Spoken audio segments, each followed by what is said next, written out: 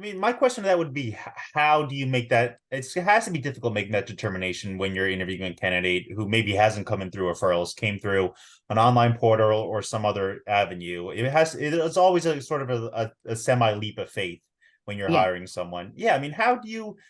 First of all, I guess let's talk about the brick and mortar because that seems to be a better question for right now. I mean, how do you identify people who might fit into a team? Is there a process you use or the rules you follow? Oh, definitely talk to the person. Oh, Have multiple conversations with them. Don't just have one conversation. And sometimes it's really hard. I know, we've had difficulty hiring people to come in, right, into a brick and mortar because it's tough.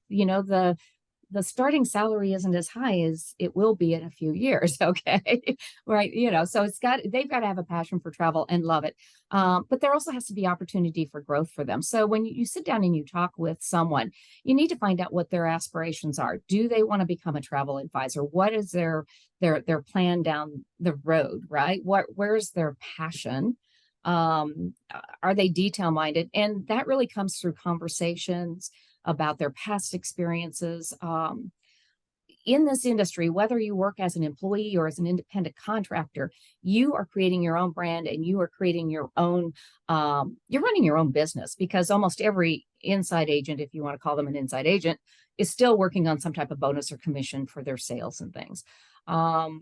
But what we do in our offices, in fact, in all of our offices, a lot of times when we bring somebody on, they come on as an admin. Okay. And there's a 90-day waiting period. Find out, do they like it? Do they like the detail? It also lets them know whether travel is really right for them. I talk to a lot of people who think, oh, I want to be this, and they're just dumbfounded when they realize how much work it is, and yeah. how much they have to be an entrepreneur. So in a brick and mortar environment, bringing somebody in with potential as an admin is the way to start, I think. Yeah, and I've heard that before too. Is that seems to be a common way to get people incorporated into your agency, like you mentioned, see if the personalities fit within the team. Joining as an admin because they'll be able to oversee what exactly your sales agents are maybe doing. So it seems like a decent idea. Yeah. I do want to ask. So you mentioned having a service mindset is a good way to knowing their aspirations and what they want to how they want to develop their career in the future is a good way of knowing too.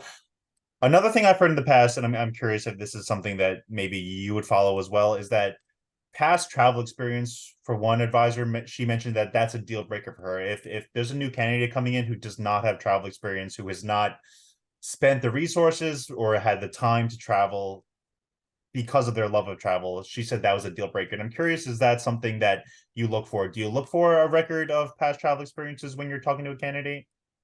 Usually the people coming in will share with you every trip that they've ever taken and what they've gained from it. So you get a good concept Right. as to whether or not they've traveled, right? Yeah. Because we love travel, we talk about travel. I would say it's not a deal breaker. Okay. I came into the industry again a long time ago and I hadn't traveled much myself, but I had curiosity. I had interest in destinations. I could study, I could learn. So I think that still holds true today. I wouldn't call it a deal breaker, but I will tell you that if you've traveled yourself a fair amount, there are certain nuances to travel that you understand that make it easier. So maybe the distance is just a little bit further if you don't have that travel experience. But if you're great with people relationships, if you're great with Yeah. prospecting, if you're great with you can be successful. Absolutely, you can be successful. Yeah, and I know you've met more advisors than I've met, but um, it seems like having the love for travel, but also like you mentioned, relationships seems to be the big thing. There's so many different personalities in this industry. There's so many people running incredibly different agencies with Yeah, different personalities, introverts, extroverts. yeah, But their love of digging into those relationships seems to be a common theme. absolutely. Yeah. Absolutely.